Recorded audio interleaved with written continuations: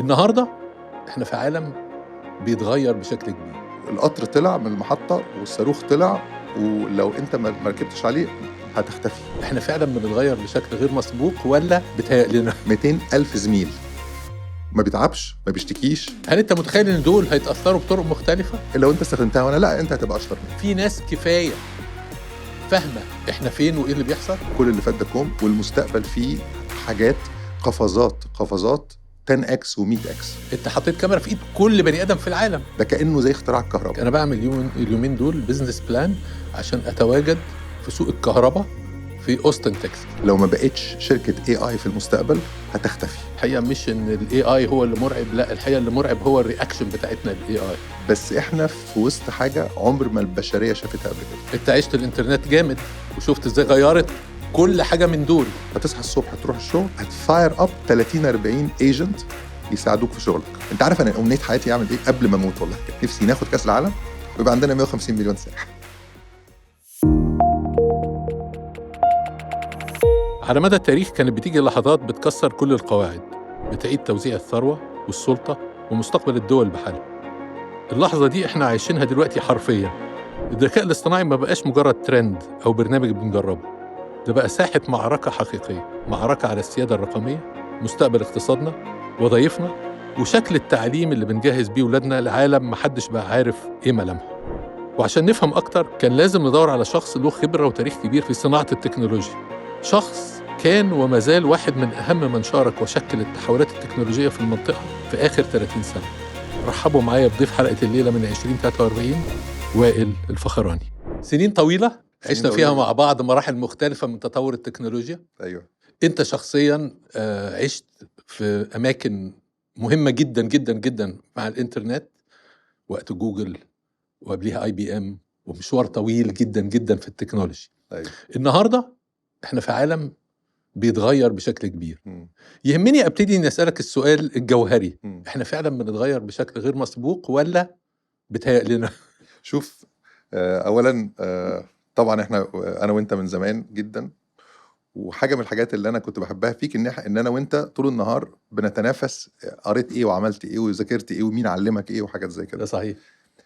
انا كنت بقول للشباب قبل التسجيل ان انا لو قعدت اسبوع ما ذاكرش حاجات جديده احس ان انا انا عارف irrelevant. هيحصل لك ايه. بس احنا في وسط حاجه عمر ما البشريه شافتها قبل كده فعلا. بطريقه غير طبيعيه. شوف، كل محامي، كل دكتور، كل مدرسه، كل طالب، كل حكومه، كل شركه خاصه، كل NGO، لو ما بقتش شركه AI في المستقبل هتختفي كده.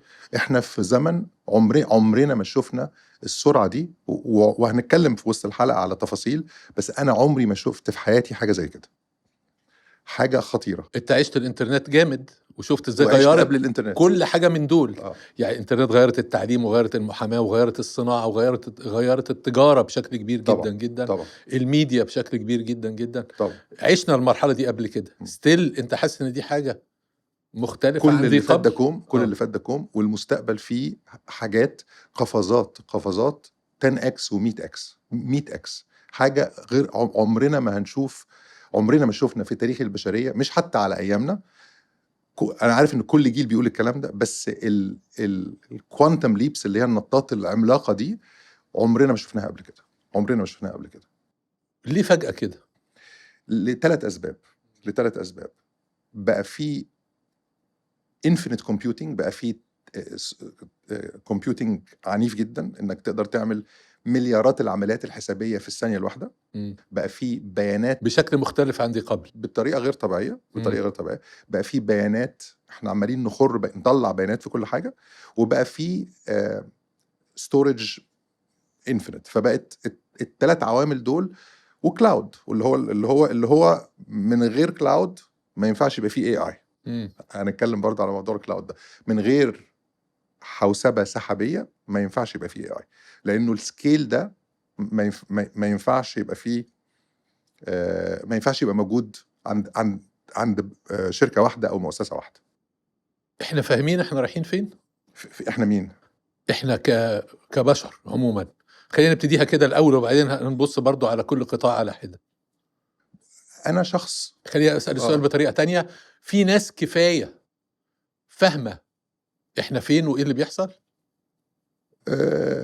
لا طبعا، لانه احنا برضو بصدد حاجات we don't know what we don't، ما نعرفش اللي ما نعرفوش. انا لو جيت قلت لك سنه 1985 الكلام ده من اول امبارح عايز ادرس حاسبات في المدارس، كنت هتصدقني؟ ما كانتش دي السنه اللي انا اتخرجت فيها 85. والتعليم كان بيتغير حوالي كل 20 30 سنه مره بالظبط يتغير فيه جزء يعني. لو لسه كنت بقول للشباب برضو سنه ديسمبر 17 1903 ذا رايت براذرز طلعوا طياره ساقت طارت 4 كيلو ونزلت. كنت ما كانش حد فات 123 سنه الطيارات بناخدها فور جرانتد. اما طلع مصانع التكستايل في انجلترا، مصانع النسيج في انجلترا، يا اما الملك جورج الخامس يا اما الملكه اليزابيث الاولى اصدرت قرار انها ان يبقى في جمعيه اسمها لادايتس، جنرال لاد، نed لاد، بالليل بيروح يكسر مصانع التكستايل عشان بتبوظ الصناعه القديمه بتاعت الخياطه. واخد بالك؟ القطر طلع من المحطه والصاروخ طلع، ولو انت لو ما ركبتش عليه هتختفي. مش هتعرف تكسر حاجه عشان تحتفظ يعني بقدرتك. السؤال دلوقتي ما بقاش انا هستعمل AI ولا لا. السؤال هو انا هقدر اغير البيزنس موديل بتاع شركتي عشان يتواكب مع AI ولا هختفي. انا بنك، انا مؤسسه، انا حكومه، انا شركه، انا محامي، انا عندي قوه غير طبيعيه. لو انت استخدمتها وانا لا، انت هتبقى مش هكمل. انت لو انت استخدمتها وانا لا، انت هتبقى اشطر مني. تمام. اشطر مني، انا هختفي. اكيد في زي ما انت قلت قطاعات هتتاثر اكتر من قطاعات، انما احنا لو جينا نبص على المستويات الوظيفيه، وتيجي تبص على اي مؤسسه كده هتلاقي فيها شغلانات كتيره. الصف الاولاني ده اللي هم الفرونت لاينرز احنا بنسميها، اللي هم كل ما هو سيلز، خدمه عملاء، بيقابل الجمهور يعني عموما. وبعدين بيبقى فيه بقى الناس المتخصصه اكتر في مناصب قياديه وهكذا، الميدل مانجمنت يعني. وبعدين في بقى الليدرشيب تيمز. هل انت متخيل ان دول هيتاثروا بطرق مختلفه؟ على الفرونت لاين ده او اللي في الاول دوت، اي شغلانه لسه انت بديها فيها تعامل ترانزاكشنال، يعني زي بنك، زي مؤسسه، زي بتدي ورق وبتعمل ورق وبتخلص ورق، هتتاثر تاثر كبير. وحتى لو هي وايت كولر، حتى لو هي شغلانه نوليدج بيس، محاسب محامي حاجات زي كده، انت بيدفع لك ليه كنوليدج وركر؟ بيدفع لك ليه؟ يعني ليه المؤسسه بتدفع لك؟ ليه IBM كانت بتدفع لنا؟ ليه جوجل كانت بتدفع لي؟ على حاجه واحده بس، رايك. عايز ياخد رايك في المدعم بالكثير، يعني المدعم بالبيانات والمدعم بالخطط والمدعم بالالوان والجداول وخبرات وديتا. هو بيدفع لك على رايك. ايوه، نقدم في المناقصه دي ولا لا؟ نعمل المنتج ده ولا لا؟ نروح للسوق ده ولا لا؟ ننكمش في السوق ده ولا لا؟ هامش الربح هو طول النهار عمال يسالك. الاسئله دي اتحلت. بتجيلك على طبق من فضه. هقول لك انت دلوقتي سنه 2022 اما شفنا the chatbots and the large language models افتكرنا انها auto complete chic اللي هي ايه؟ بتكمل الجمله بتاعتك وبتسالها سؤال بتجاوب عليه. بس الحقيقه سنه 2026 اللي احنا فيها دي، لا، ده انت عندك دلوقتي reasoning. عندك زميل ليك في الشغل، انت هتبقى محاسب، هتصحى الصبح تروح الشغل، هتفاير اب 30 40 ايجنت يساعدوك في شغلك، فانت هتبقى 31 واحد. فعندك قوه 31 واحد مش طبيعي. وقوه دي الناس دي هتبقى او السيليكون بيزد وركرز، دول موظفين عندهم ريزنينج وعندهم اكشن. وهديك مثال عملي. اوكي، انت مدير تسويق، مبيعاتنا في الجاكيتات الشهر اللي فات قليله، فانت الانترفيس بتاعك في العالم كان زمان سوفت وير، كنت بتدخل على ERP والCRM والايميل، ده الانستتيوشنال ميموري اللي عندك، ده الميموري اللي عندك، انت عمال تعمل كده. لا، انت هيبقى الانترفيس بتاعك في العالم هيبقى برومبت. هتقول له مبيعاتنا ليه الشهر اللي فات قليله؟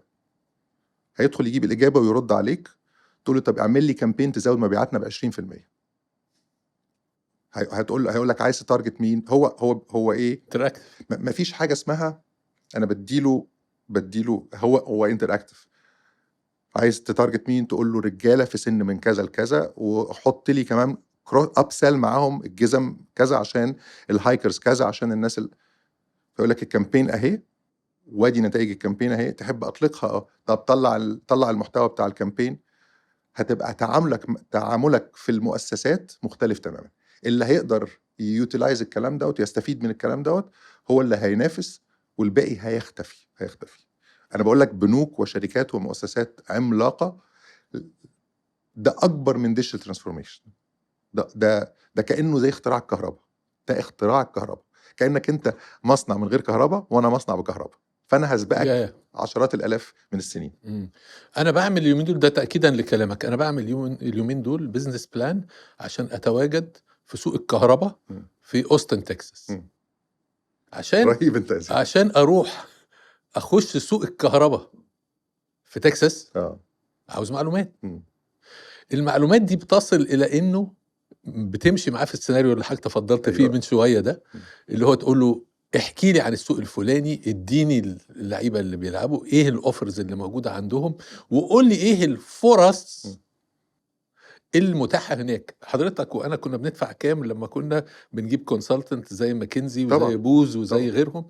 بتدفع كام عشان يديك الادفايس دي اللي انت بتقول لي عليها؟ كل اللي انت بتعمله ده، كل اللي انت بتعمله ده كوموديتايز ليك وال10,000، يعني في ال10,000 واحد اللي عايز ينافسك في سوق الكهرباء في هيوستن او في تكساس عنده نفس المعلومات متاح. طبعا طبعا. انت شغلتك ايه بقى؟ انت شغلتك مايسترو، اوركستر. عندك فلوت ودرامز وبيانو، فهتطلع الفلوت مع الدرام مع البيانو، هتعمل قطعه مزيكا. قطعه المزيكا دي هي البيزنس بلان بتاعتك. لو كويسه اوكي، لو مش نفس المعلومات دي عند المنافسين بتوعك. العالم انا بقول لك معلومه انا متاكد منها، العالم عرف يحل how to do things، كيف عمل الاشياء، اي اشياء، كل الاشياء بقت تقريبا في متناول. انت عارف خطوره الموضوع ده؟ يعني كل الاشياء وحلولها بقت في متناول كل الناس. وائل وانت بتقول كده مش قادر ابطل افكر. يعني انا زمان ايوه، ما هو انت النهارده احنا بناخد فور جرانتد ان انت الكاميرا بتاع المحمول دي حاجه عاديه. انت حطيت كاميرا في ايد كل بني ادم في العالم. المزيكا، التوزيع بتاع المزيكا، انت كان عندك مشكله في انك هتبيع شرايط الكاسيت فين. انت النهارده المزيكا موجوده على كل ديفايس عندك، افلامك ومزيكتك وكتبك وحاجتك كلها هنا. ايه المشكله بقى؟ المشكله وات تو دو.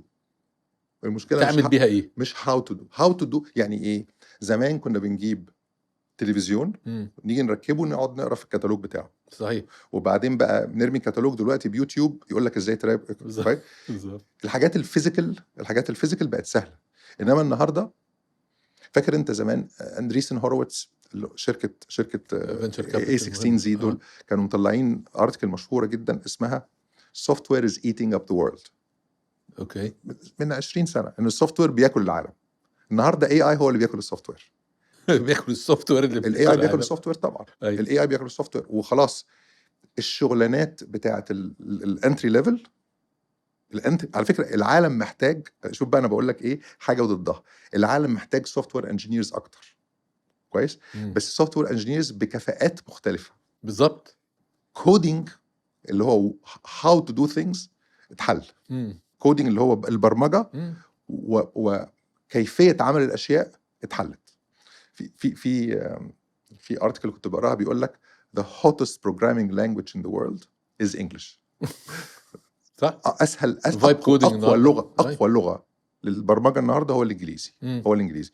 فبالتالي انت لازم تعلم الناس. يعني ايه؟ هو انا وانت اتعلمنا ايه؟ اتعلمنا الحاجات اللي تفيد سوق العمل، بس سوق العمل اتغير 7000 مره. فبالتالي انت لازم تعلم الناس حاجات جديده جدا، والا هتطلع ناس يعني فعلا متاخرين جدا على اللي بيحصل في العالم.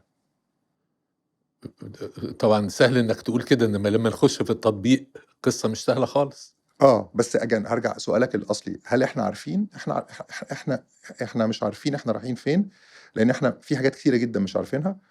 بس زي ما بقول لك ايه، يعني انا النهارده قعدت افكر اتكلم معاك على الشغلانات اللي انا وانت اما اتخرجنا من الجامعه، مع ان احنا فرق بيننا 3 4 سنين، ما كانتش موجوده وبقت موجوده. النهارده في كام شغلانه تقدر تقولها في خلال ال 30 سنه اللي فاتوا طلعت من غير ما انت كنت تعرف، وانت متعلم كويس جدا ما تعرفش هي كانت موجوده. عايز اقول لك انه السنين الجايه هيبقى في شغلانات احنا ما نعرفش هي ايه، وهيبقى انت هتبقى، في رايي انا برضو انا بقول لك المعلومات اللي انا اعرفها بمخي المحدود.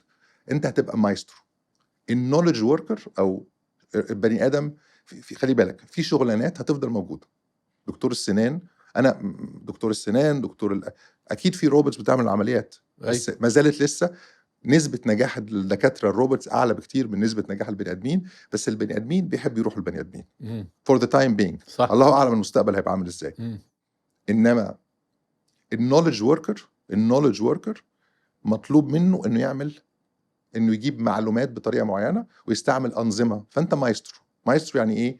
أنا هطلع الآلة دي مع الآلة دي مع الآلة دي مع الآلة دي، والإيجنتس دول مع بعض هيعملوا لي الكامبين دي. لو الكامبين ناجحة يبقى أنت أشطر مني، لو الكامبين مش ناجحة يبقى أنت مش أشطر مني. اللي انت بتقوله سامع فيه كده ان انت بتقول لازم يبقى عندي امكانيه حل المشاكل عاليه شويه، البروبلم سولفينج لازم تبقى عاليه. طبعا، فاهم critical thinking، فاهم تفكير منطقي. هقول لك على حاجه غريبه جدا. اما احنا شفنا في نوفمبر 2022 تشات جي بي تي، كانت الناس بتساله عاصمه النمسا ايه، وكانت بتساله كانه هو سيرش جوجل. كانه هو سيرش انجن. صح. انا هقول لك على 5 حاجات لازم تعملهم مع it's a toy, it's still a toy, it is a fancy autocomplete machine. ده وقتها ولا دلوقتي؟ لكل اللارج لانجويج مودلز، كل اللارج لانجويج مودلز دول كلهم على بعض بقوا سلعه، وهقول لك رايي انا الانفرنسنج ده، او الانفرنسنج ده عباره عن كيلو توكنز بير اور، يعني توكنز بير اور، زي الكهرباء بالظبط، زي الكهرباء. بس انت النهارده بتدخل تسال، لازم يبقى تعمل 5 حاجات، لازم تعمل 5 حاجات وانت تسال. نمره 1، اساله على الراي مش اجابات، في فرق رهيب بين الراي والاجابات. نمره 2، خليه ياخد بيرسونا معينه، يرد بطريقه معينه، خليه مدير شديد او مدير كذا او كذا. نمره 3، اديله كونتكست as much as possible. انت عارف انا البرومبت بتاعي قد ايه؟ البرومبت بتاعي صوت. اكبر برومبت عملته في حياتي 36 دقيقه. يا نهار ابيض. فتحت كلود وكلمت 36 دقيقه كنز بالنسبه لي على مشكله عندي في الشغل. الرد مختلف تماما عما تقول له انا عايز ارقي زياد في الشغل، يقول لك رقي، ادي طريقه الترقيه. ايوه، ما ادتنيش اناف كونتكست، ما ادينيش تديله كونتكست. رابع حاجه، خليه يدافع عن اجاباته. قول له انت ليه جاوبت على انت بتديله مور. خامس حاجه مهمه جدا، خليه يقول لك الفريم ورك او طرق التفكير بتاعه. انت فكرت ازاي، وصلت لها ازاي. فبالتالي بتستفيد اكتر من المعلومه، مش مجرد ان انت بتقول له، انت مش عايز اجابه، انت عايز طريقه تفكير.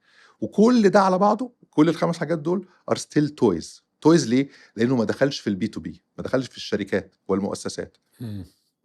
البنوك والشركات والمؤسسات، رؤساء الشركات ومجالس الادارات، لما بيقول انا عايز اعمل AI، يروح رامي تشات بوت لل100,000 موظف اللي عنده ويقول له بليز بي مور برودكتيف، خليك عندك افيشنسي عاليه. ده فشل ذريع. ده فشل ذريع جدا، لانه في الاخر خالص ده مش AI. البيزنس موديل لازم يتغير، الورك فلوز لازم تتغير، الجفرنس لازم تتغير، البيانات لازم تتغير، and so on.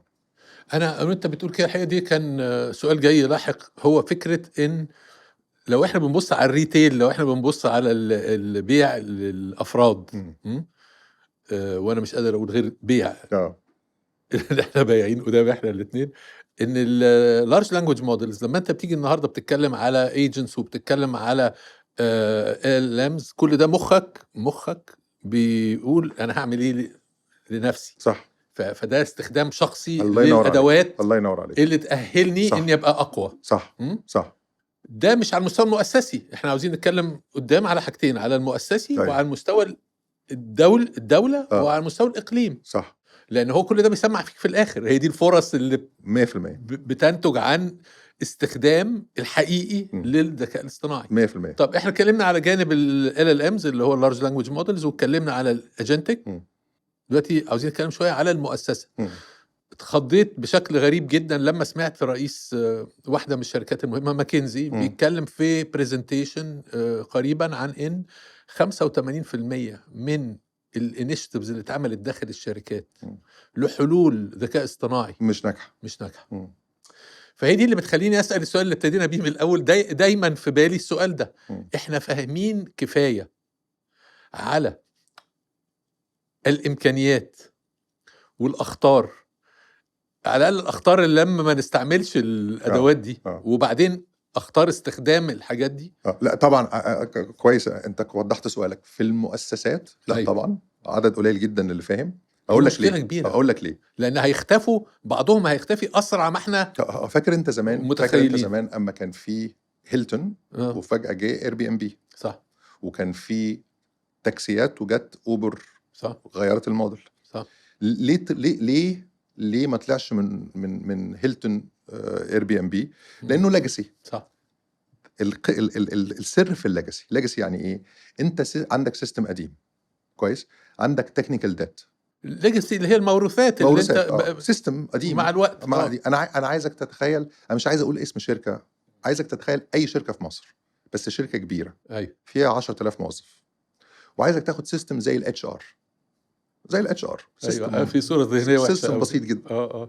هتلاقي مفيش سيستم للاتش ار، هتلاقي فيه 22,000 سيستم للاتش ار، وهتلاقي السيستم بتاع الاتش ار بيعمل حاجه بننزلها على سبريد شيت، ما في ذاكره مؤسسيه وحشه، ما بتروح قصدي بتضيع. وانت بتعلم الموظفين الجداد انك بنزلها على سبريد شيت واعمل كذا كذا واطلعها على السيستم ده، ويقول لك طريقه الشغل كده. طريقه الشغل مش كده طبعا. طريقه الشغل انك عندك بيانات غلط، عندك او غير متكامله على الاقل، موروثات، عندك ورك فلوز انت غير الاول البروسيس بتاعتك، السيستمز بتاعتك اللي بتكلم بعض، وبعدين تعالى نطبق الاي اي. يعني ما ينفعش تقول لو انا رئيس مجلس اداره شركه وعندي 10,000 موظف واقول لهم يا جماعه انا اديت لكم كوبايلوت او تشات جي بي تي فور انتربرايز، بليز انا عايزكم تبقوا شطار بكره الصبح. الناس كلها هتستخدمها انها بتكتب ايميل بطريقه كويسه طبعا. وتستخدمها استخدامات كانك بتستخدم 1 على مليون من امكانياتها، صح. انما السيستمز زي ما كان في حاجه اسمها ديجيتال نيتيفز، الاير بي ام بي واوبر ديجيتال نيتيف، في حاجه اسمها اي اي نيتيف. اي اي نيتيف يعني ايه؟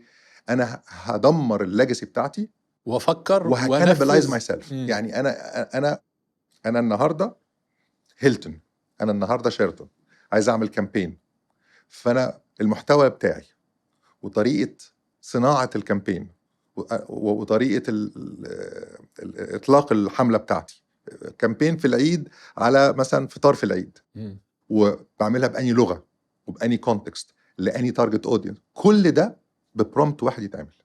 زمان عشان ببرومبت واحد يتعمل تصرف كام كنت زمان عشان تعمل الحكايه دي؟ كرييتيف ايجنسي وتعمل كذا وتعمل كذا وتعمل ملايين عشان كامبين، وبعد الكامبين لما تفشل عايز تعمل كامبين تانية عشان تغير. انا بقول لك هيلتون، فاهم قصدي؟ خد بقى السيستمز اللي موجوده في المؤسسات الكويسه، انا ما بقولكش حتى المؤسسات اللي فيها سيستمز عقيمه وورقه وقلم، اللي عنده سيستمز كمبيوترز، عنده ليجاسي، عنده لو السيستمز ما فيهاش الدي ان اي بتاع الاي اي، وهو the name of the game سنه 2026 اللي هو silicon based workforce. silicon based work يعني انت زمايلك في الشغل هيبقوا عايزك تتخيل الاتي: انت بدات شغل الساعه 9 الصبح، عندك 200,000 انترن، عندك 200,000 مساعد، واحد بيقرا الايميل بتاعك، وواحد بيبص على السي ار ام، بس المساعد ده عنده ميموري رهيبه لانه قاري كل الكتب بتاعت السي ار ام، حافظها. فانت فعلا انت مدير المبيعات في شركه اكس واي زد، عندك 200,000 مساعد، هتصحى الصبح وهتستعمل طاقه وذكاء 200,000 زميل، ما بيتعبش، ما بيشتكيش، ما بيروحش الحمام، ما بيقولكش عايزه مرتب زياده. 200,000 واحد عمال يساعدك في حياتك، فبقيت عندك قوه كمدير مبيعات اكتر من قوه اي حد. انت النهارده في اداره التسويق جوه المؤسسه، في اداره العمليات، في اداره المخازن، في يور انترفيس للعالم. الحاجه ما بقاش السي ار ام سيستم والاي ار بي سيستم، بقى برومبت، بقى سنجل برومبت. عشان كده الناس كتير جدا بتتكلم على اجنتيك اوبريتنج سيستم.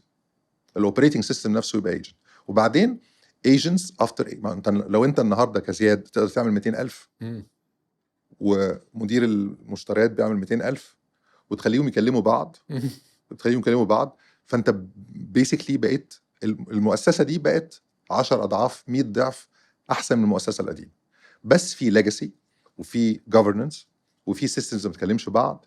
يعني the tip of the iceberg، بدايه جبل التلج، هو ان انت عندك AI تحتيه في انظمه لازم تتظبط مع بعض، زي بالظبط لما كنت بتعمل ديجيتال ترانسفورميشن وعندك لسه ورق وسيستمز قديم. استاذ صفوت حجازي ربنا يرحمه، الله يرحمه، كان في بنك اسكندريه، كان يقول لك عاوزين يمانويلوا الكمبيوتر، مش يمانويلوا. يكمبيوترايز المانيوال، آه. يمانويلوا الكمبيوتر. انا بتهيألي مانوالة الكمبيوتر دي مؤديه الى مشكله طبعا يهمني اسمع رايك فيها. هي ان الناس يعني الناس بتفكر ان الاي اي slowing down، يعني بيتهادى كده. عدم قدرة المؤسسات المختلفة اللي حوالينا انها تادوبت الكلام اللي حضرتك بتقول عليه، اللي هو الاي اي على مستوى المؤسسي. عدم قدرتهم على ان هم يهموا بالحته دي ويتطوروا ويشتغلوا فيها بسرعه، ووعيهم بالامكانيات الرهيبه اللي ممكن تعود عليهم والاخطار اللي قد تحول دون استمرارهم لو فضلوا على اللي هم ماشيين عليه، مخليه اللي بره يقول لك I am not seeing، ما مش شايف تطور كفايه في المؤسسات في الاتجاه ده، فبالتالي الاي اي هيبقى ابطأ مما تخيلنا. بالعكس تماما. انا هقول لك على حاجه غريبه جدا، انه في شركات في المنطقه عندنا بتستعمل تكنولوجيا الاي اي والانظمه الحديثه بطريقه مبهره، لدرجه ان هي بتقود العالم، لانه ما عندوش ليجاسي. على فكره شركه كوكاكولا في العالم كلها عندها ليجاسي، عندها انظمه بقى لها عشرات السنين، ما كانش مئات السنين، انظمه راسخه وبيشتغلوا بيها وخلاص، بيست براكتسز كمان بيتبص على عشان تغيرها لازم تغير شكل الناس اللي بيستخدموها، ولازم تغير الانظمه دي. منطقه الخليج فيها ميزه ان فيها شباب كتير جدا وفيها ثروات كتيره جدا، وهم عندهم ناشونال اجندا، عندهم اجنده وطنيه انه يبقى بيصدر اي اي وبيصدر توكنز وبيصدر، وعنده طاقه وعنده داتا سنترز وعنده بيانات وعنده كل حاجه. فبالتالي هيسبق العالم بطريقه غير طبيعيه، هيسبق بطريقه غير طبيعيه. ولكن الميزه انه كل الناس بقى لها 3-4 سنين بس. يعني الميزه ايه؟ انه انت مش سابقني بكتير، فاحنا لازم نبدا. انما لو انت شركه النهارده ورئيس شركه او مجلس اداره شركه ما بتفكرش في الاي اي، فانت لا بفكر بصراحه. لا انا بعرف ناس كتيره بيفكروا بجد بس مش عارفين يعملوا مش عارفين يعملوا ايه خالص. وبالذات ان زي ما انت بتقول النهارده في حد ابتدى يمسك بتلابيب الاي اي بجد، وابتدى يبني شركات ما فيهاش ليجاسي على نظيف، بيبني شركات قويه جدا ان ستيلث مود، ماشيين في تحت الرادار، ما حدش كتير يعرف هم بيعملوا ايه، وفجاه هيبانوا زي ما اير بي ام بي عمل في بعض الفنادق، وزي ما اوبر عمل في بعض التاكسيات. هتبص تلاقي هيبان فجاه بس بسرعه اسرع بكتير. اعتبر الترابيزه دي مؤسسه، ايوه اوكي، واعتبر انه في النص الترابيزه ده هو الاي ار بي سيستم، وكل ما بتبعد عن وسط الترابيزه اللي بيمانج الموارد المختلفه للشركه، كل ما بتبعد عن الترابيزه هو ده الايه، السبلايرز بتوعك، الموردين بتوعك، والزباين بتوعك. صح. الاي اي هيجي رسمت لنا كانفاس على الترابيزه كده. الاي اي هيجي من بره لجوه. ايوه. يعني ايه من بره لجوه؟ اي حاجه ليها علاقه بالعميل، سواء سي ار ام، كاستمر سيرفيس، ماركتنج اوتوميشن، سيلز اوتوميشن، كامبين اوتوميشن، هيجي من بره جوه. لان زبونك فين؟ على الاي اي. زبونك اللي بيشتري تذكره السفر لو انت شركه طيران، او بيشتري تذكره سياحيه لو انت اوتيل او هيئه تنشيط سياحه. زبونك موجود على تشات جي بي تي وعلى كلود. ايوه فبالتالي انت لازم تغير الانترفيس بتاعك للزبون، فهيجي في رايي انا هيجي من بره لجوه. اوكي، فاسهل نصيحه للشركات اللي مش عارفه، ابدا من بره. ابدا من بره يعني ايه؟ ابدا بخدمه العملاء، ابدا بالسيلز فورس اوتوميشن، ابدا بالماركتنج اوتوميشن، ابدا ب كل حاجه ليها علاقه بالزبون بتاعك. العلاقات الخارجيه. لان ده اسهل من انك انت تغير الاي ار بي سيستمز والكلام ده. وما لا يدرك كله لا يترك كله. يعني ايه؟ بس دي طريقه جديده، مش المؤسسات مش متعوده على الطريقه دي، اني اخد حته واجري بيها كده ويبقى عندي الجزء التاني مش ببص عليه قوي ويعني على حسب انت الاجيليتي دي مش دايما موجوده يعني، طبعا بالذات في الليجاسي. طبعا بس انت النهارده زي ما تقول عندك قوه وعندك امكانيات، ولو ما استخدمتهاش المنافسين بتوعك، على فكره كل الناس ليها منافسين، حتى الحكومات ليها منافسين. فاهم قصدي؟ المنافسين بتوعك هيسبقوك. فابدا بحته صغيره ما تفصلهاش ولا حاجه، خليها تشتغل وتشوف ال 360 بتاعتها عامله ازاي، وبعدين خلي اللي بعديها مور اي اي انيبلد. الفكره كلها انك انت تبقى عندك ورك فلو مبني صح، عندك governance مبنيه صح، عندك commercial safety guard rails operational excellence على مستوى الشركه، على مستوى الشركه. دور مين يعرف الشركات الكلام ده وازاي؟ اولا رئيس الشركه لازم يبقى، يعني النهارده انت عارف زمان كانوا بيقول لك ايه، اي شركه في الدنيا من 7-8 سنين، زمان بقى من 5 سنين دلوقتي من 5 سنين، اي شركه لو ما بقتش سوفت وير، شركه سوفت وير، هتختفي. فولفو بتاعت العربيات هي شركه سوفت وير happens to make cars. فاهم قصدي؟ النهارده زي النمط اللي بنشوفه في الصين دلوقتي. انت شركه سوفت وير في الاساس، بس بتعمل ترابيزات وبتعمل عربيات وبتعمل طيارات. انت النهارده لو ما بقتش شركه اي اي لو ما بقتش بنك الاي اي في الدي ان اي بتاعك، هتختفي. لو ما بقتش هتختفي او الخدمه بتاعتك هتبقى دون المستوى، فبالتالي الناس هتهرب. اللي جاي جديد هياكلك. دور مين؟ دور رئيس الشركه، دور مجلس الاداره، دور انت بتعين مين؟ بتعين شباب صغير جديد هيقدر يعلمك الحاجات الجديده عامله ازاي. حاسس ان ده التحدي الكبير، وطول الوقت مخي يعني عاوز اقول لك طول الوقت، لان انت كان المؤسسات بتاعتك مش قادره تهم وتنضم للقافله اللي بتتحرك بسرعه جدا نحو المستقبل دي، هيتراجعوا ومش شرط يضمحلوا بسرعه، لكن هيطلع ناس هيأثروا عليهم بشكل كبير، وهتبقى ساعتها اصعب. ساعتها هيبقوا تحت بريشر اكبر، اللي هو السرفايفل بقى، ان انا ازاي اقدر اكمل في الشركه دي. هتحط تحت بريشر.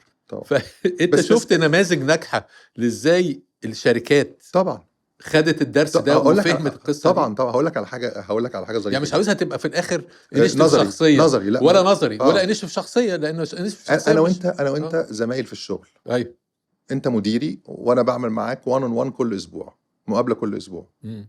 لازم في الكالندر بتاعي، انا هديك مثال عبيط، لازم يبقى في الكالندر بتاعنا اللي اتفقنا عليه ده املي والله. وتحليل اللي اتفقنا عليه وتحليل اللي اتفقنا عليه، والاتفاق ده عشان الشغل يبقى كويس، والاتفاق ده فيه ايه؟ في ما لك ولا ما عليك، وما علي وما عليك، واجباتي ومسؤولياتي وواجباتك ومسؤولياتك. صح. اوكي، ليه الكلام ده كله ما يترميش ل very simple system very simple يتعلق في الكالندر انفايت اللي بيني وبينك؟ انا بديك حاجه في منتهى العبط، اوكي، عشان اجتماعي انا وانت النص ساعه اللي بتقعد معايا فيها يبقى عنده كفاءه عاليه، ونفتكر، لانه في ميموري رهيبه في الكمبيوترز مش عندنا. صحيح. نفتكر انت يا زياد قلت لي انك هتعمل لي كذا كذا، انا قلت لك ان هعمل كذا كذا كذا، وبعدين تقدر تسال السيستم ده. انا بقول لك لو انت محامي او دكتور او مهن تجاريه او شركه عملاقه، السيستم ده مش هيكلفك ولا حاجه انك انت تحط في الكالندر انفايت اللي اتفقنا عليه، وتسال بقى يا جماعه الاتفاق بيني وبين انا اتفقت مع زياد على كذا كذا. على فكره ده سيستم مش هيكلف حاجه، بس هيخلي انت عارف ايه المشكله؟ احنا تعودنا في كل مؤسساتنا اللي جوه مصر وبره مصر، في ناس كتير جدا، ما بقولش ان مصر هي المشكله، كل العالم، ان احنا بنعمل الحاجه.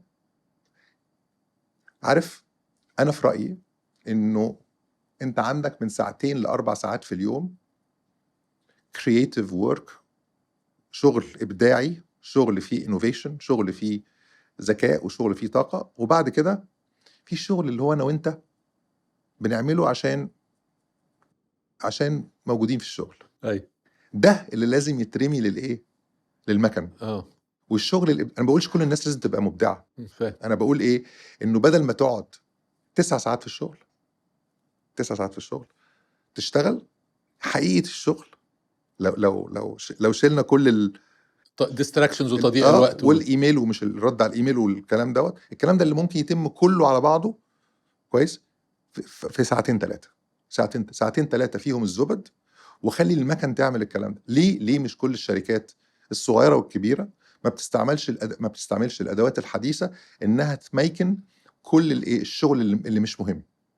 بدل ما تجيب سكرتيره تاخد نوتس بتاعت الاجتماع، وانت تقعد تاخد نوتس في الاجتماع، هحط في الكالندر انفايت اللي بيني وبينك اللي اتفقنا عليه وهنكتبه، وبعدين هيبقى في دوكيمنت واحده بيني وبينك هنسالها. مين يا جماعه، مين ايه هو احنا الناس بتجتمع ليه؟ الناس بتجتمع ليه؟ في هدف من الاجتماع، وفي مسؤوليه من الاجتماع ان هنخرج نعمل اكس واي زد. هذا الكسل في استخدام الادوات دي، وعلى فكره انا برضو مش مولود عارف الكلام دوت، انا بتعلم وبغلط بس انت لازم تجرب. بتقضي وقت قد ايه في اليوم بتتعلم وتجرب؟ انا بس عايز اقول لك على حاجه بجد. انت لو دخلت على يوتيوب عندي، انا عندي فوق ال 26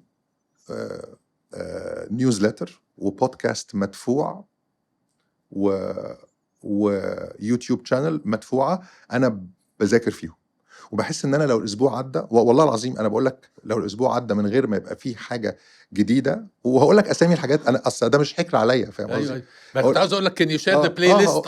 يعني هقول لك هنحطها تحت الفيديو. هنحط اوف كورس. البلاي ليست بس غير كده انا بجرب بايدي. انا بجرب بايدي يعني ايه؟ انت اشتغلت تكنيكال شويه في حياتك؟ اشتغلت تكنيكال، وانا مهندس. أيوه. مهندس سوفت وير. يعني سوفت وير ساعتها ما كانش فيه سوفت وير يعني. أيوه. كان سوفت وير مختلف تماما. فبجرب بايدي حاجات اعملها وبتطلع غلط. بس اما بتجرب بايدك على يعني اقول لك على حاجه. انت راجل بتعمل بودكاست صح؟ وجزء من الشغل. في واحد زميلي جاب سبريد شيت وحط فيها 28 ويب سايت فيهم معلومات عن حاجه معينه. وراح كاتب بايثون سكريبت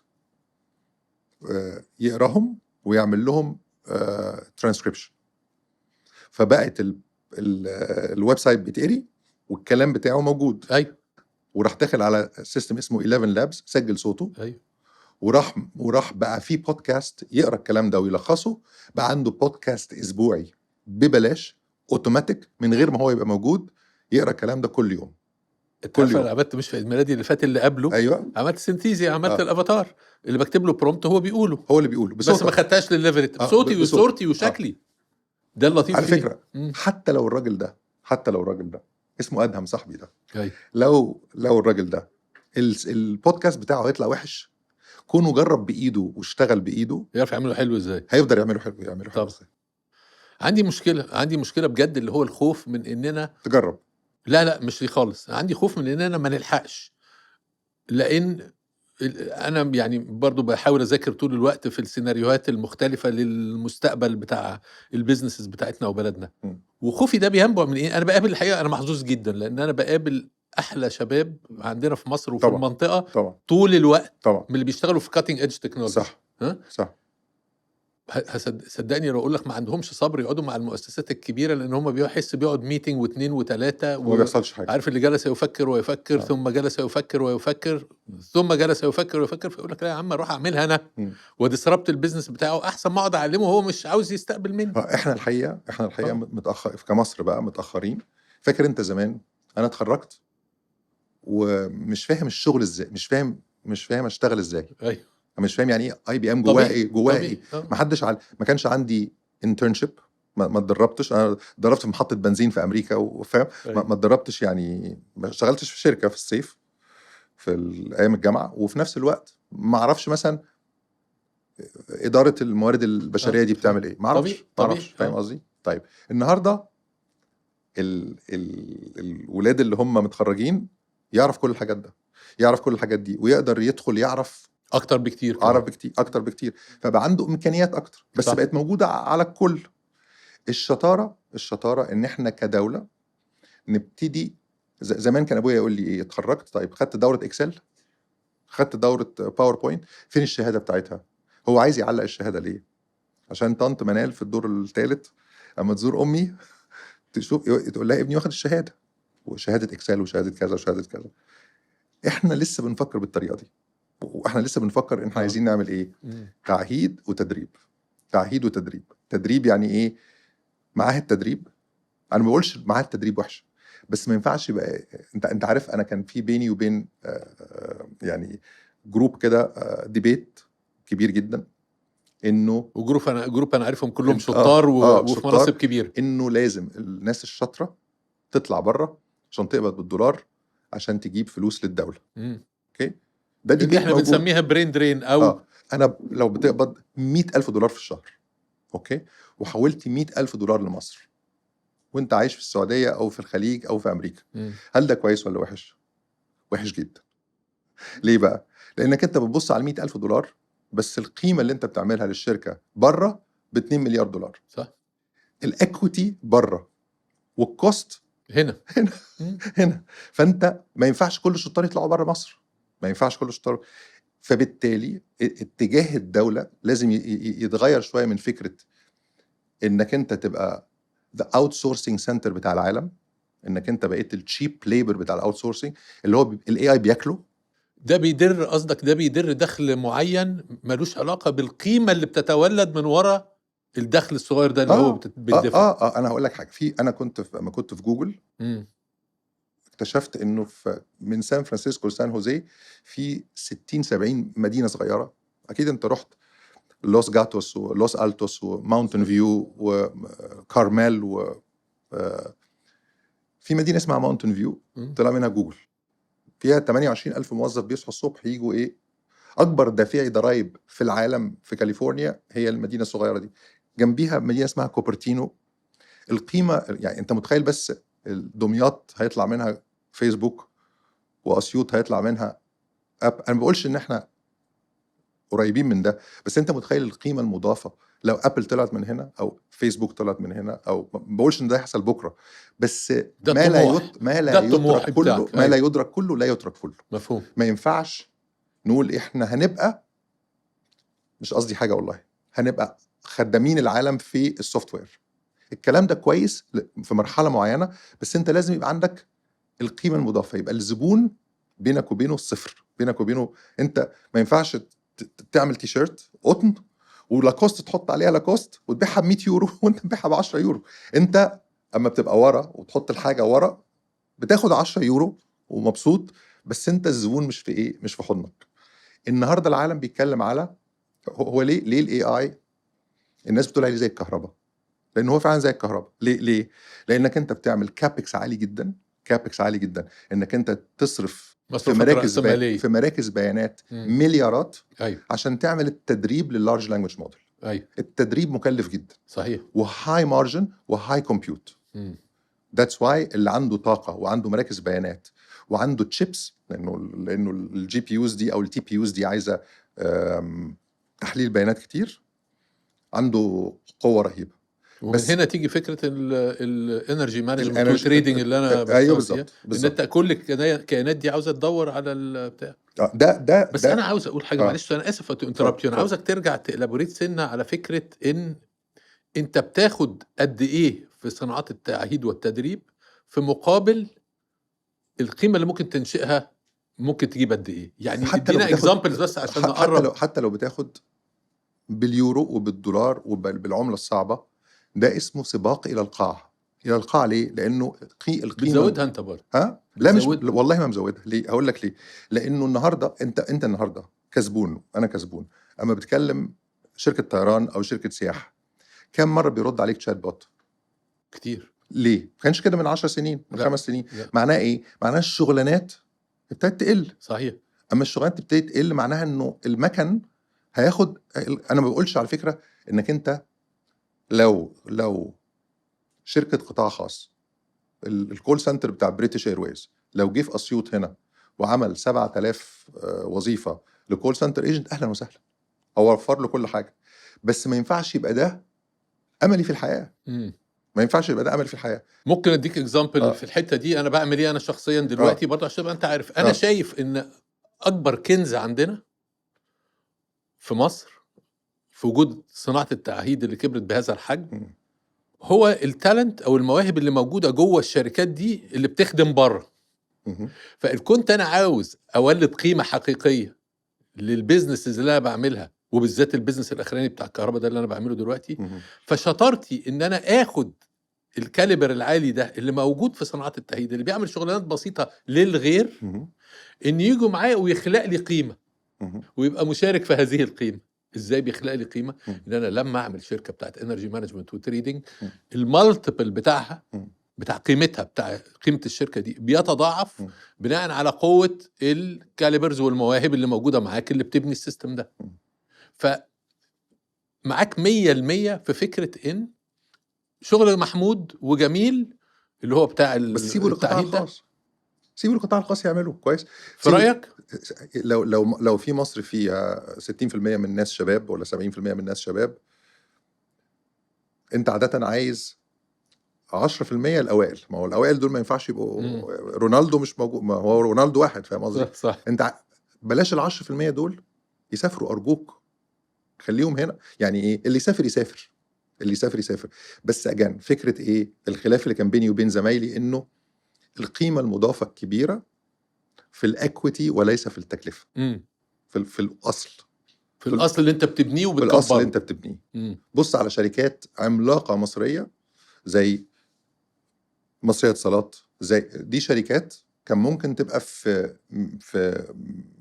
من 10-15 سنة كان ممكن تروح تشتري رخص في بلاد تانية وتعمل. ليه احنا ما عندناش الطموح التوسعي ان احنا نبقى عندنا كل حاجة وغيره؟ المهندس نجيب ساويرس كان عامل شركة تيليكوم عملاقة بحة، كان ممكن في مجال التليكوم نعمل حاجه. بص النهارده اي ان بتعمل ايه؟ اي ان عندها 14% من فودافون، عندها حاتم دويدار الحقيقه عمل انجاز غير عادي. بص حولها من ايه لايه، حولها من ايه لايه ان سو اون.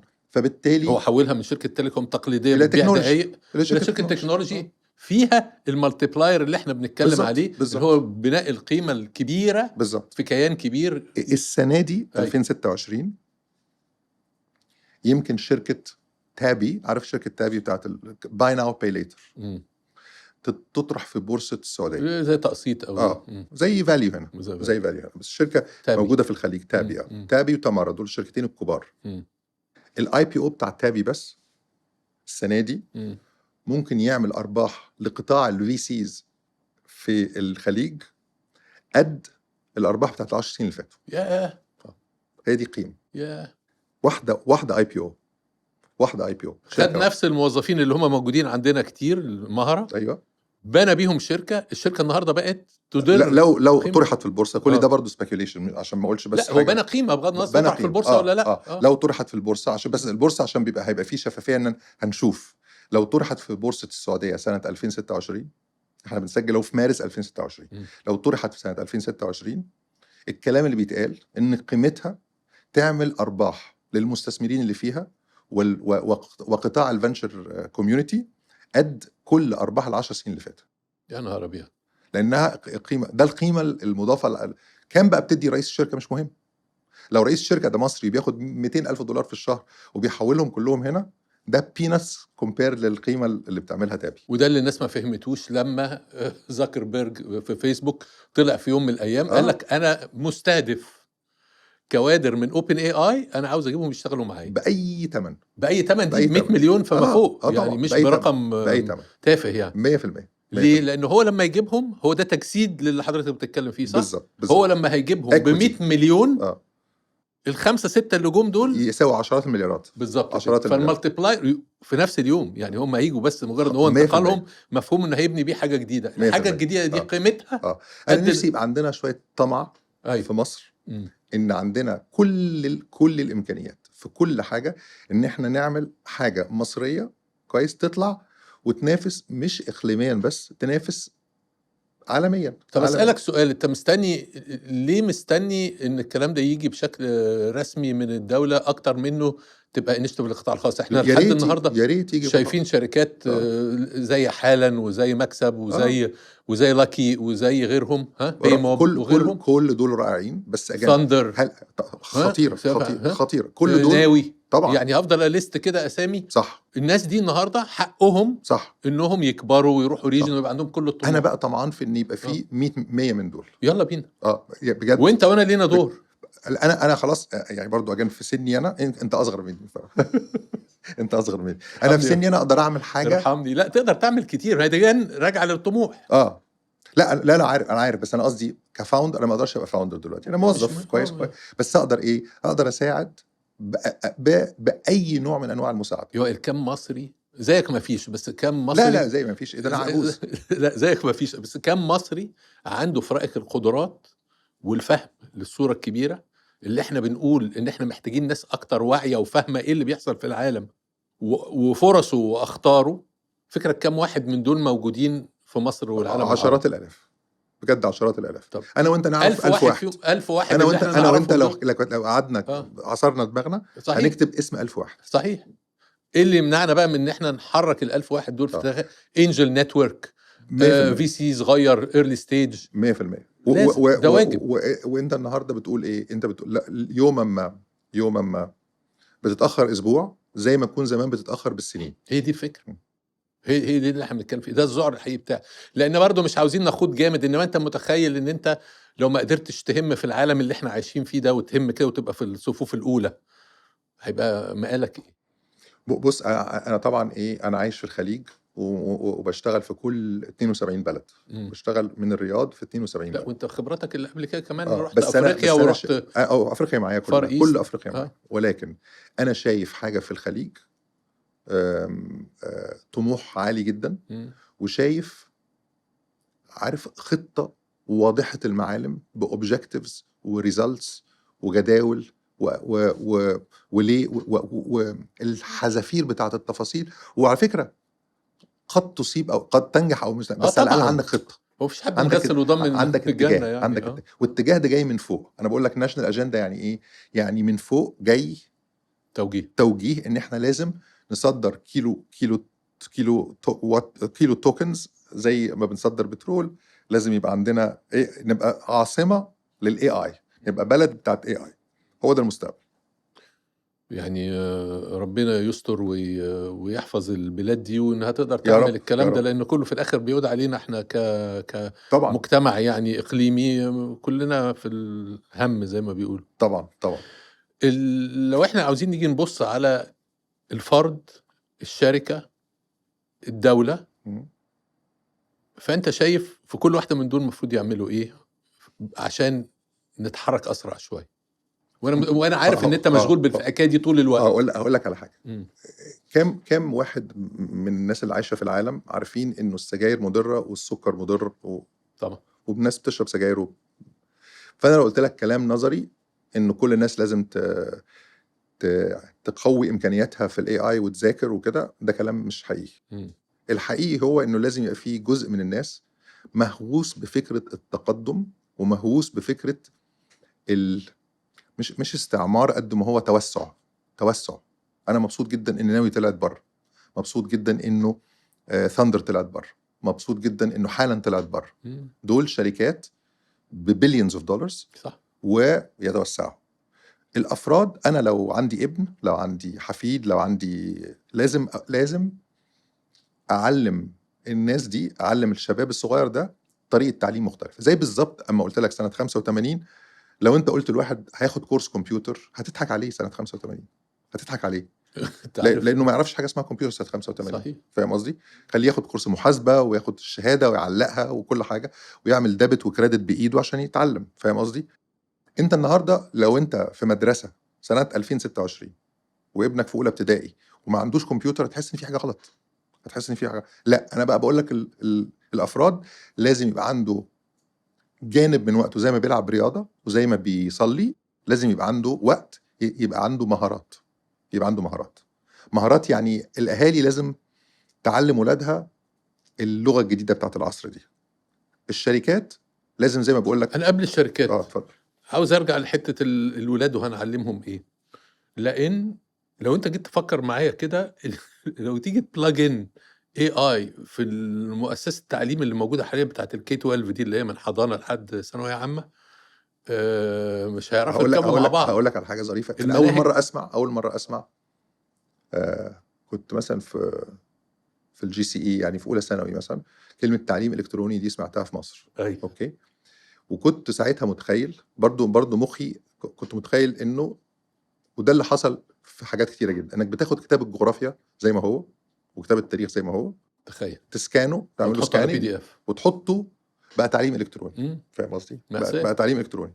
وفرحان وده انك بتقلب بالظبط الصفحه بالظبط بايدك وبس كده، بس هو الكتاب. بس هو الكتاب اه بس هو كده. هو ده بالظبط اللي رؤساء الشركات ومجالس الاداره دلوقتي بتقول له حط تشات بوت عند كل موظف. ده بالظبط نفس التخيل.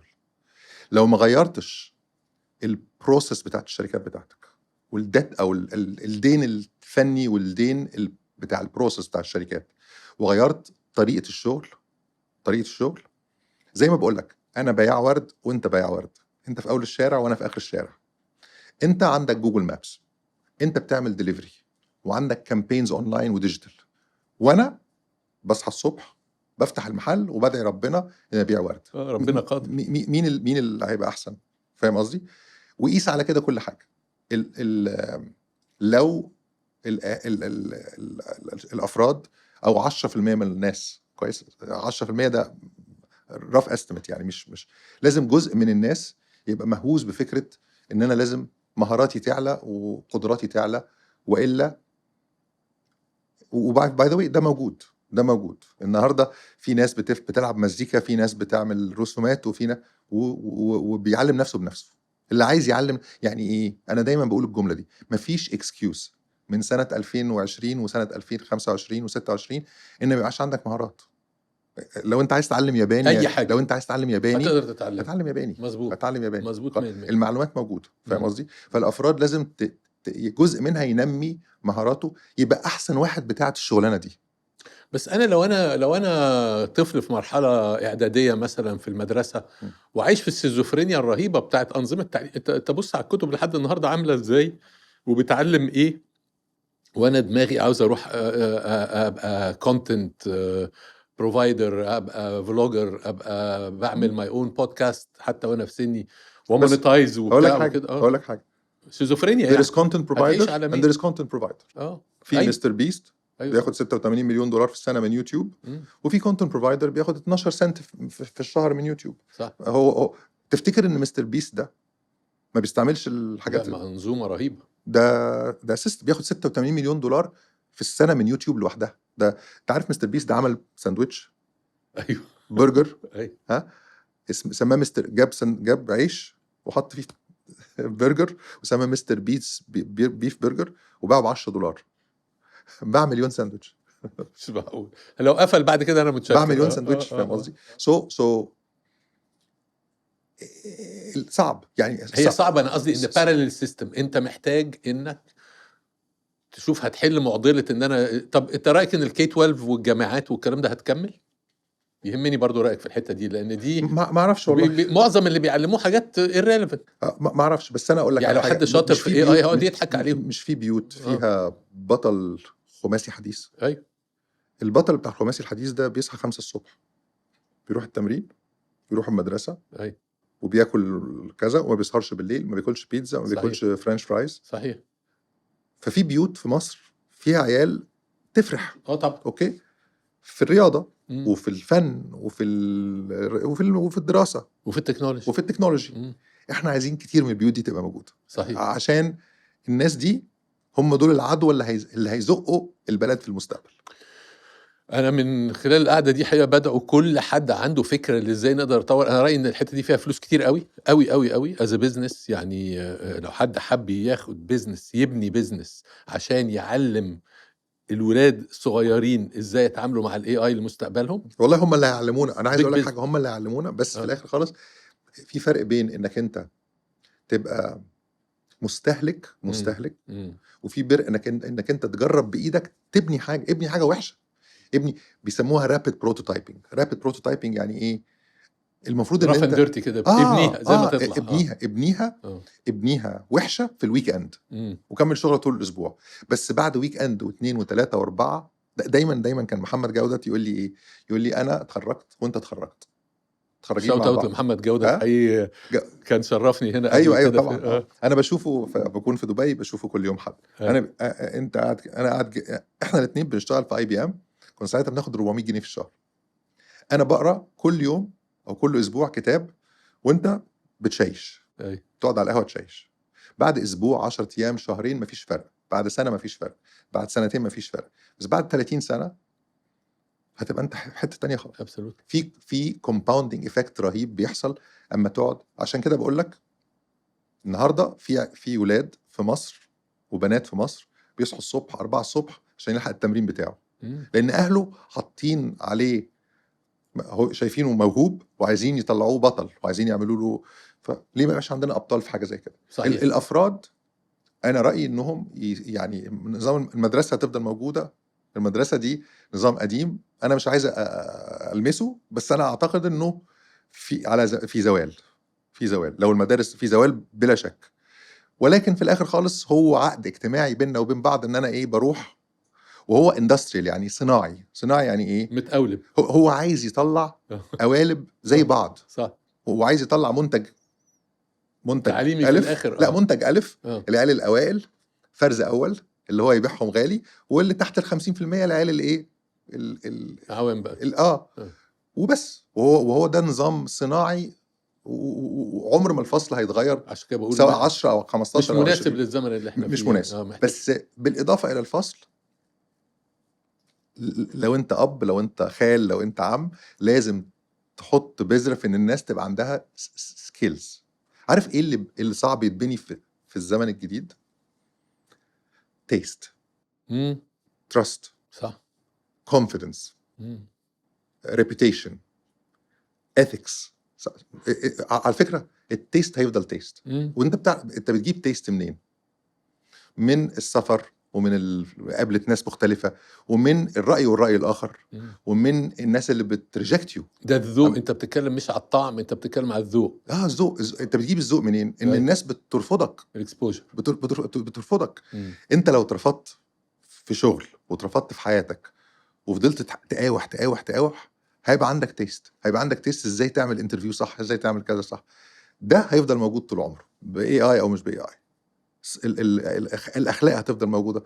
ممكن تكسبني على فكره لو ما عندكش اخلاق، تكسبني سنه 2 3، انما مش في اللونج تيرم. الثقه، السمعه. وده وعارف ايه، كل ما بخاف انا كواحد عندي سني يعني 27 سنه فيما فوق، فانا ببقى خايف ان انا اقول ايه، طب انا هلحق ازاي؟ عارف ايه اللي بيهديني؟ اللي بيهديني ان انا اقول ايه، انا عندي اخلاق وعندي سمعه كويسه وبحب اخدم الناس، انا بحب جدا اخدم الزباين بتوعي. I'm obsessed بفكره الخدمه، خدمه التيم بتاعي، خدمه الزبون، وابقى مديله احسن ما عندي. وهغلط بس ايه، انا عملت اللي عليا. ده عمل. فبقول ايه، ده هيفيدني اكتر او هيفيدني لو اتاخرت ان انا ابقى شاطر في الاي اي. لانه الاساس بتاع الهيومانيتي على فكره هيفضل طول عمر. الشغلانات فيها احنا بنحب الستوريز. انت بتعمل هنا ايه؟ انت بتحكي ستوريز، فاهم؟ احنا بنحب الستوريز. لو انت عندك كل العلم في الدنيا وقاعد لوحدك، مش بقول لك الجنه من غير ناس ما تنداس. انت عايز ناس حواليك، صح، عشان انت بني ادم، فاهم قصدي؟ you want to tell a story. عشان كده الحاجات دي مع الاي اي تبقى خطيره. من غيرها يعني الحاجات دي لوحدها من غير الاي اي هتطلع شخص ظريف بس شخص غير مؤثر في العالم الجديد. التأثير في العالم الجديد بالادوات الجديده. فده الاشخاص. المؤسسات زي ما بقول لك، لو دي المؤسسه اهي، انا رئيس شركه، عارف ايه، ستارت اب within a ستارت اب within a company. ما هو ده اللي بنتكلم عليه، انتربرينورشيب. تعالى نعمل اداره دي وركس. طبعا تعالى نعمل اداره جوه الشركه تجرب خدمه العملاء بطريقه مختلفه على 20 زبون ونجربهم. عايزه جراءه، عايزه ديتا، عايزه بيانات. ما ينفعش تعرف مشكلتنا ايه والله في حتت كتير جدا، ما بتكلمش برضو على مصر. ان انا حبيتك فانا هعمل معاك شغل. فاهم قصدي؟ انا حبيتك people buy from people they like، اول حاجه صح، اتعلمناها. بس تعالى نزود عليها ايوه. 56 صفحه تفاصيل. مم. انا بحبك مم. بس في نفس الوقت انا مش عبيط. مم. ما تضيعش وقتي، خليك حنبلي في وقتك، لانه احنا كلنا عندنا اهم ريسورس هو اغلى الوقت. ريسورس. فالشركات لازم تعمل الكلام ده، ولازم تعمل بولد، لازم يبقى عنده بولد موفز، جراءة. يجرب شجاعه. يجرب. ورئيس الشركه لازم يبقى عارف كويس قوي انه اللي نجحه السنه اللي فاتت واللي نجحه الاسبوع اللي فات مش هينجحه الاسبوع الجاي. ولو هو نفسه ما خدش، انت عارف حاجه، انت لازم تروح تدرس كورسات اي لرؤساء الشركات. مم.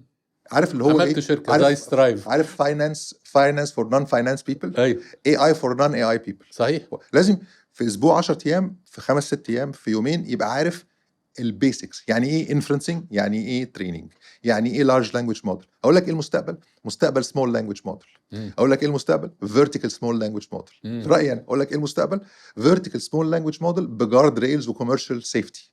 اقول لك ايه المستقبل؟ فيرتيكال لارج لانجويج موديل بكوميرشال سيفتي مقفول عليه، لانه ده الاي بي بتاعي. انا وزاره العدل. شوف انا بقول لك حاجه عبيطه لسه جايه في دماغي. انا وزاره العدل عايز اعمل large language model small language model vertical لكل الكرايم سينز بتاعت اللي حصلت في الجرائم اللي حصلت في البلد بتاعتي، عشان اشوف اذا كان في باترن بيحصل ولا لا. لازم انا وزاره العدل حاجه ملهاش علاقه خالص بس التكنولوجي تفيدها. لو قلت لي اي تصفية اداره القوانين، انت عارف كده، تصفية القوانين. كم القوانين اللي اوفرلابنج على بعض وفيها تداخل غير طبيعي. انت النهارده لو محامي وعندك الكلام ده موجود في اللانجويج موديل، تقدر تسال الاتي: ادي القضيه وطلع لي الشهود، طلع لك الشهود، طلع لي المرافعه، بقى عندك. ما بقولكش المحامي يختفي، في ناس بتقول المحامي يختفي، بس انا رايي ان اي حاجه ليها علاقه بالستوري تيلينج، اي حاجه ليها علاقه بالتراست وتيست وريبيوتيشن مش هتختفي. الشركات لازم تعمل الكلام ده، الدول لازم تتبنى اجنده ناشونال، لازم يبقى فيها قيمه مضافه، لازم يبقى فيه يبص على. انا عارف ان الدول بتهتم مثلا ايه الكول سنترز ليه في مصر مشهور؟ عشان بيوظف 7000 واحد 8000 واحد. انا عايز ده بس ده مش الاجنده بتاعت الدوله. الاجنده بتاعت الدوله هي القيم العاليه المضافه، زي بالظبط ايام التكستايل. انه التكستايل المصري القطن الطويل التقيل يقدر يتصدر بكذا وكذا وكذا، زي قناه السويس، زي الاقصر واسوان، زي السياحه، زي مصر الطيران. في قيمه غير طبيعيه للكلام دوت. وتقدر وعارف ايه، كل الكوارث اللي موجوده في العالم فرص للدول، بس الدول لازم تتبنى اجنده واضحه وما لا يترك، ما يدرك كله لا يترك كله. هل انا عايز احط بياناتي في الداتا سنترز بتاعت الشركات؟ لا، مش عايز اعمل كده، بس ليها حلول ما قطعهمش. يعني فاهم قصدي؟ انا الفكره كلها مقاطعه او مش مقاطعه. كلمني شويه على الحته دي، لان الحته دي عليها جدل كبير قوي في فكره ان الداتا سوفرنتي والكلام ده. ازاي ده تبقى عندك نوع من الاستقلال ان انت قادر تحافظ على بياناتك؟ الاول، هل في بوليتيكال ويل؟ هل في بوليتيكال ويل؟ اكيد. وانك انت تبقى عندك. النهارده الشركات الهايبر سكيلرز الكبار دول عايزين يجوا مصر، بس عايزين في نفس الوقت الداتا سنتر، مراكز البيانات الواحد بيكلف $5 مليار. الواحد كده استثمارات في البلد $5 مليار. فاهم قصدي؟ هو عايز يحط $5 مليار عشان ويجي له ورك لودز.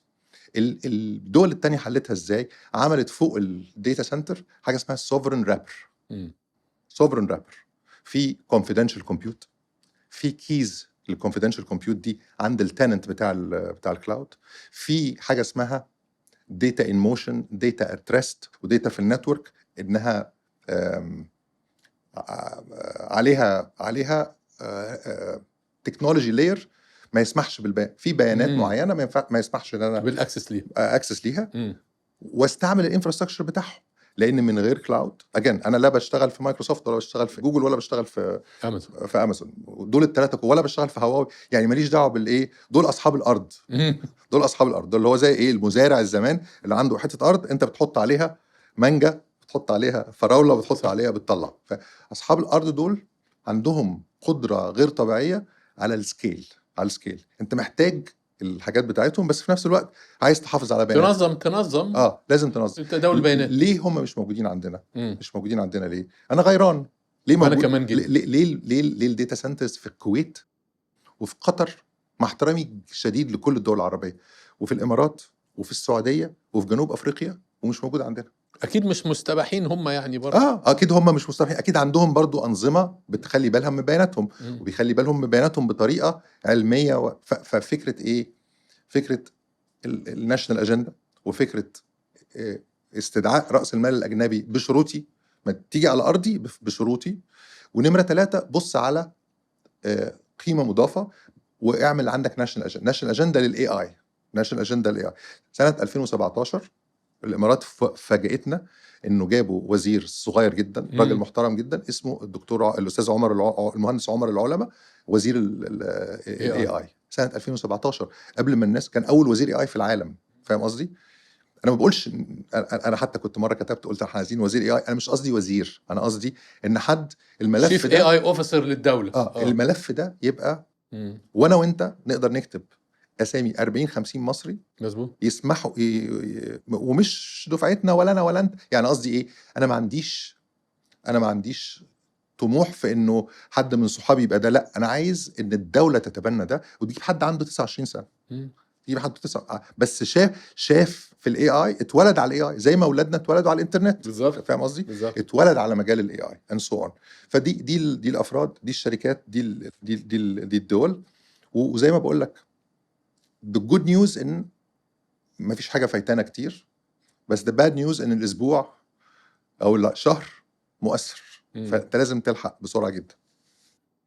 انت عارف جنب اللي احنا قلنا عليه في حته السوفرن ديتا دي، الكهرباء، الطاقه المتجدده، الطاقه طبعا. الشمسيه، طبعا. تقدر تبيع قد ايه للديتا سنترز دي؟ طبعا 40% من تكلفه الداتا سنترز كهرباء. بالظبط. الناس مش مستوعبه كده. فانت عاوز تبني البنيه الاساسيه بتاعت الحكايه دي.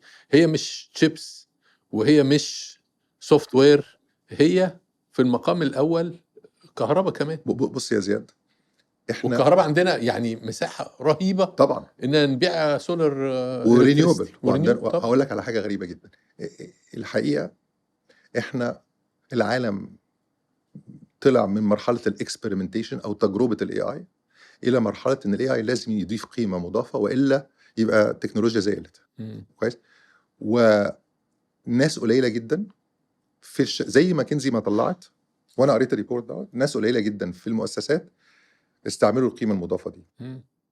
فدي فرصه رهيبه لمؤسسات انها تبقى عندها فكر جديد انها تغير الكلام ده، بس من غير فاليو ديليفري، قيمه انا النهارده يعني ايه؟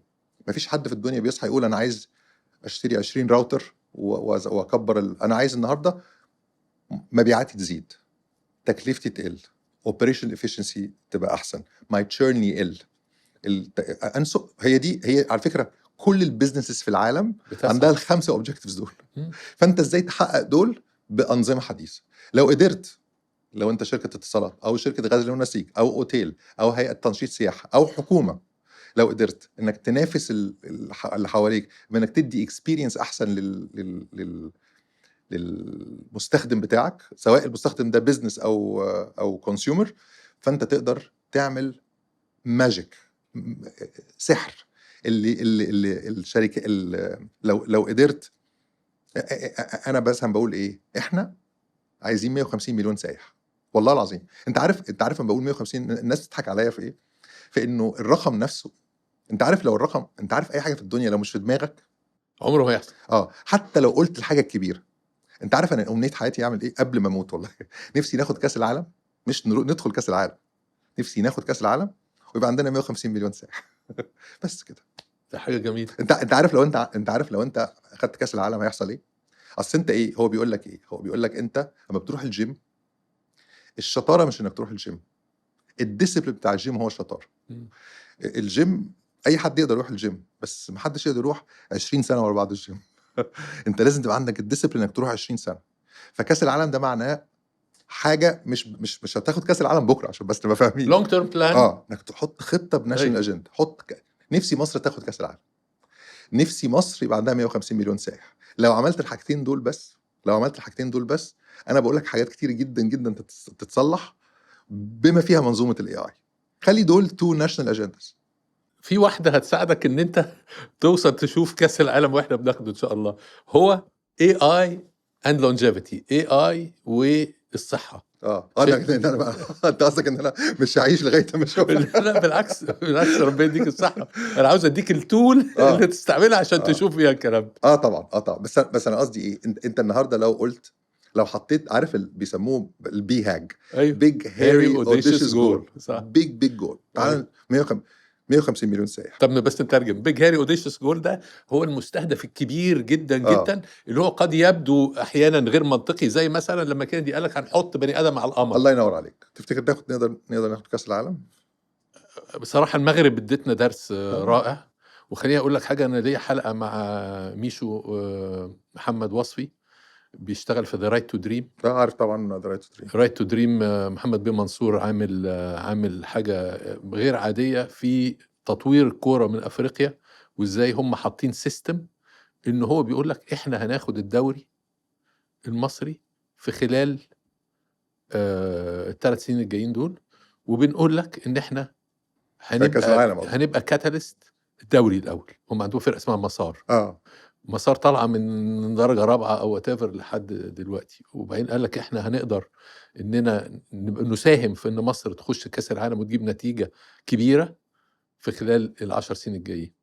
بس ده ناشونال اجندا. يعني ناشونال اجندا يعني ايه؟ بنعمل ايه في مصر؟ 150 مليون سائح. بنعمل ايه في مصر؟ كاس العالم. هم دول الحاجتين. انا ما بتكلمش على سياسه، انا بتكلم على اتجاه دوله، انه يا جماعه مصر بتعمل ايه في ال10 سنين الجايه ان يجي لها 150 مليون سائح. قد ايه كلامك صحيح. انا اسعدني الحظ في يوم من الايام اني قعدت جنب مهاتير محمد، فعمال يتكلم هو عن النهضه وبتاع مش عارف ايه. انا عاوز اسمع منه حاجه استعملها. قلت له ممكن اسالك كده، لو انا عندي بلاي بوك كده عاوز اعرف اعمل ايه عشان اعمل تنميه اقتصاديه وتنميه في الدوله عموما. قال لي اول وتاني وتالت حاجه انك تخلي البني ادم يؤمن بان انت تقدر تعمل كده. طبعا. وبعملها ازاي؟ بعملها اني اعمل بتروناس تاورز، احط عربيه في الفورمولا 1 مكتوب عليها بتروناس. لعلمك حاجات هقول لك على حاجه ظريفه. ممكن اقول لك حاجتين تانيين. كاس العالم عشان طمعت ايوه، انت هتستعمل اي اي في اللونجيفيتي في طمع بقى بعد 100 سنه. عايز كاس العالم. عايز 150. عايز بقى تطلع لنا شركه هنا ب 20-30 مليار دولار. واجب. فاهم؟ واجب. تطلع لنا شركه هنا تعمل لنا ايه؟ مش شركه تكنولوجي، ان شاء الله غزل ونسيج، ان شاء الله خشب. فاهم قصدي؟ بس تقول بي اي اي وخشب، اي اي وغزل ونسيج. طبعا بس تغزو العالم. يبقى عندنا اسم مصري، زي مثلا عزة فهمي تبقى في كل حته في العالم، زي كونكريت يبقى في كل حته في العالم. دي شركات مصريه. صحيح. فاهم قصدي؟ ملهاش علاقه بالتكنولوجيا، بس انا عايز يبقى عندي براند نيم. ده التالت. لو سبتني كمان 5 دقايق هقول لك حاجات زياده. دايما حاجات كبيره يعني. فاهم؟ دايما انت الحقيقه اللقاءات معاك يعني بتنورنا. لا والله، ولا بجد. مش مساله تنورك، بس مساله انه ايه، انت لو حلمت بحاجه كبيره، اوكي، حتى لو عملت 60% منها هتفضل حاجه كبيره، بس لازم تحلم بحاجه كبيره. بيج هاري اوديشس جول انا عشت بيها سنين طويله من حياتي، والحقيقه هتستغرب، ولا في البرايفت بيزنس ولا في الشركات الكوربريت الكبيره اللي اشتغلنا فيها احنا وعارفينها، عمرها ما خيبت. بس طول ما انت عندك رياليستيك فيو وعاوز تعمل حاجه وعندك القدره انك تحط المجهود وراها، هتوصل. دايما في اخر سؤال بنساله، وطولت عليك انا النهارده معلش. 2043 ده كمان كام سنه؟ ده كمان 20 سنه ل3 سنين، يا 17 سنه. فكرك هنكون حققنا الحاجات اللي انت اتكلمت فيها احنا كمصر؟ اديني رؤيه، يعني شايف الدنيا عامله ازاي ساعتها، واحنا عاملين ايه فيما يتعلق بالدنيا؟ لا يعني انا رايي ان احنا لازم يحصل تغير كبير جدا في تفكيرنا. انت عارف، انا وانت في المجال التجاري في الشركات عموما. فاحنا مديرين مبيعات، مديرين عموم، رؤساء شركات and so on. ودايما بنقول المبيعات هي يعني ايه؟ revenue solves all problem known to mankind. المبيعات لا اي شركه في الدنيا ما عندهاش مبيعات، فانا دايما بسال مدير المبيعات بتاعي، بقول له انت مبيعاتك قد ايه؟ يقول لي مليار، يقول لي 100 مليون. اقول له بقول لك إيه، بيني وبينك يعني انت متاكد حاسس ان احنا ممكن نبقى 10 اضعاف الكلام ده؟ يوم ما بيقول لي لا، يوم ما بيقول لي لا، بحس ان هو مش الشخص المناسب. حتى لو بنبيع اي حاجه، اي شخص، اي شركه، اي مؤسسه، اي دوله لازم تحلم انها تبقى ايه، 10 times bigger، 100 times bigger، 100 times. فاحنا لسه، انا اعتقد، سؤالك بقى رد على سؤالك، انا اعتقد ان احنا لسه مش مصدقين ان احنا لسه مش مصدقين 2043 دي. انت قلت لي 17 سنه، ده بكره الصبح تخلص. سيبك مني وين انا وانت يعني، 17 سنه دي تخلص بكره الصبح. احنا لسه مش مصدقين ان احنا 120 مليون واحد. ده احنا لو 10% منهم قعدوا مش وقفوا ولا بنوا حاجه، هنكسر الدنيا. بس احنا لسه مش مصدقين. كنت اجري مور، وانا الحقيقه متفق معاك اتفاق كبير. انا شايف ان اهم حاجه انا طلعت بيها في الحلقه دي الحقيقه مش ان الاي اي هو اللي مرعب، لا الحقيقه اللي مرعب هو الرياكشن بتاعتنا للاي اي. موافق. احنا لازم ناخد الموضوع بجديه اكتر، لازم نحلم اكتر، ولازم نحط اليات للوصول للمستهدفات الكبيره اللي احنا عاوزين نعملها. موافق تمام. الحقيقه من غير ده هنكون زنقنا نفسنا في مربع مش لطيف. حلقة مهمة، أنا شايف إن هي بيتكلم على حاجة ماشية مع أفكارك، ممكن تتحدوا مع بعض يلا، وتشوفوا إزاي تقدر تساعد. لكن في الآخر أنا عاوز أشكرك شكرا جزيلا، شكرا يا زياد ليك والله. وعاوز thank you. أقول إن دلوقتي الوقت اللي كل واحد فينا لازم يسأل نفسه، هو أنا قادر نعمل كده ولا أنا جزء من المشكلة؟ أتصور إن إحنا نقدر نعمل كتير في السبيس بتاع الاي اي، ونقدر نشوف مصر في حتة جميلة جدا في 2043. شكرا جزيلا. شكرا ليك جدا ثانك يو يا زياد والله، متشكر قوي.